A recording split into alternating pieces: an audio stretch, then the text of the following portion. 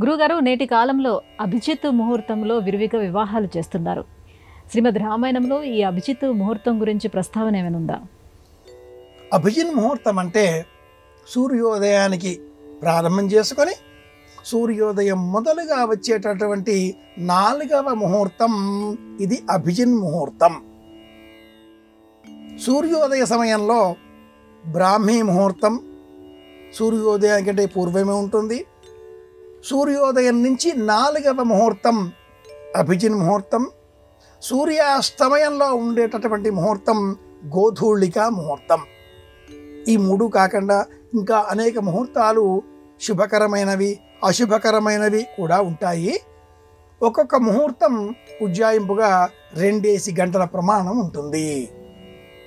ముహూర్తం అత్యల్పమైనటువంటి సమయం, కానీ ఆ ముహూర్తం ఉండే సమయం ఒక లగ్నానికి సంబంధించినది. ఆ లగ్నం ప్రమాణం 2 గంటలు కనుక ఉజ్జాయింపుగా 2:30 గడియలు కనుక 1 గంట ఇలా తీసుకొని రోజుకు ఉండేటటువంటి 60 గడియలను 24 గంటలను విభజించి 8 గడియలు లేక 2 గంటలు ఇలాంటి లెక్కలతో 12 లగ్నాలు మేషం నుంచి మీనం వరకు ఒక్కొక్క లగ్నం 2 గంటలు అని చెప్పిన జ్యోతిష శాస్త్రం 3 ముహూర్తాలు. సూర్యోదయం నుంచి 4వది ఇది అభిజిత్ ముహూర్తం. ఈ ముహూర్తానికి సంబంధించి 21 దోషాలు ఏవీ పని చెయ్యవు. ఖర్జూరిస్థ సమాంఘ్రిభం గ్రహణపం చోత్పాదవం యః పంచాంగ విశుద్ధి నదినకు సంక్రాంతి పాపినాం. కాలామృతంలో ప్రతి లగ్నానికి 21 దోషాలు ఉంటాయంటారు. ఈ దోషాలు లేని ముహూర్తం అభిజిత్ ముహూర్తం.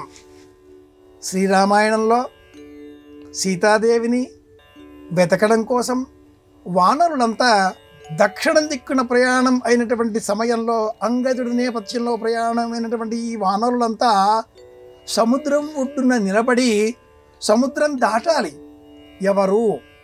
తమలో హనుమంతుడికే ఆ అధికారం ఉంది, యోగ్యత ఉంది అని జాంబవంతుడు నిర్ణయం చేసిన తర్వాత ఈ వానరులంతా అంగదుడి నేపథ్యంలో అంగదుడి నేతృత్వంలో అభిజిత్ ముహూర్తం కోసం ఎదురు చూశారు. శ్రీరామాయణంలో ఈ ముహూర్త సమయం మనకు అక్కడ కనిపిస్తుంది.